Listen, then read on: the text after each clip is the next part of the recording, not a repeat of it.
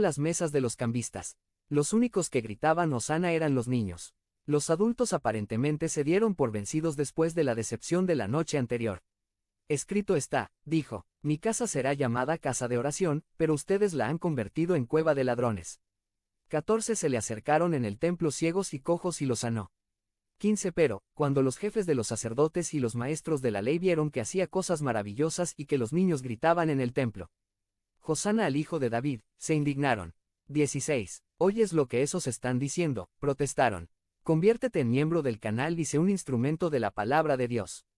No dejes pasar esta oportunidad de impactar vidas, haz clic en el enlace de la descripción ahora y ayúdanos a difundir la palabra de Dios. El ser y hacer de los ancianos by Wilbur Madera Rivas. Summary. Los ancianos, obispos, pastores dirigen, pastorean y enseñan al rebaño del Señor. Nuestra serie de sermones de este mes se llama Los oficiales de la Iglesia. No es un título muy rimbombante, pero el tema es muy importante. Cuando hablamos de oficiales estamos refiriéndonos a ciertos funcionarios, cargos o llamados que, bíblicamente, han sido establecidos como parte de la estructura básica de la Iglesia en el Nuevo Testamento.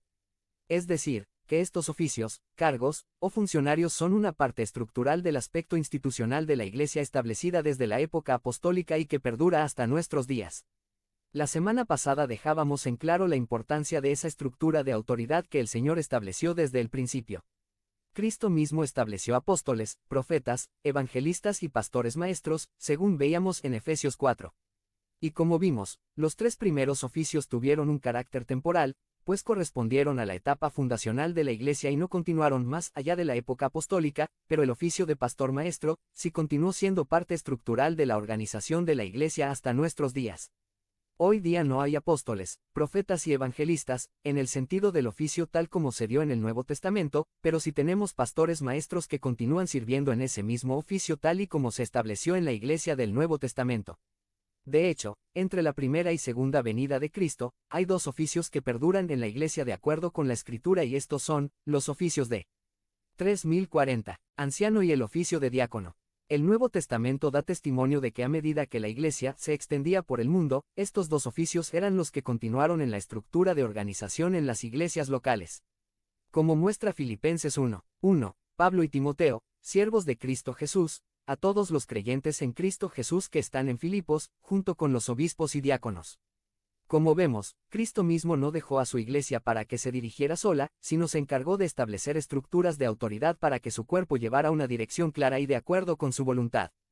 Por eso, los oficiales de la iglesia son una estructura importante y también necesaria dentro de la iglesia. Como veremos, los oficiales de la iglesia tienen la gran tarea de dirigir y guiar a la iglesia. Necesitamos que personas en autoridad estén dirigiendo, velando, protegiendo la enseñanza de la verdad dentro del cuerpo de Cristo. Hoy nos estaremos centrando en el oficio que en Efesios 4 se menciona como pastor maestro. Existen varias maneras en las que el Nuevo Testamento se refiere a estos oficiales de la Iglesia. El Nuevo Testamento habla de estos oficiales refiriéndose a ellos como pastores, obispos o ancianos. Ser pastor, obispo o anciano son maneras diferentes de nombrar el mismo oficio. Estamos bastante acostumbrados a pensar de estas palabras como refiriéndose a personas, cargos u oficios distintos. En nuestra mente solemos hacer diferencia entre pastor, obispo y anciano. Pero en la nomenclatura del Nuevo Testamento y en la práctica de la Iglesia desde ese tiempo, un pastor es un anciano y un pastor y anciano es un obispo. Es un solo oficio nombrado de tres maneras diferentes. Este oficio conforma el cuerpo pastoral y de autoridad de la Iglesia local.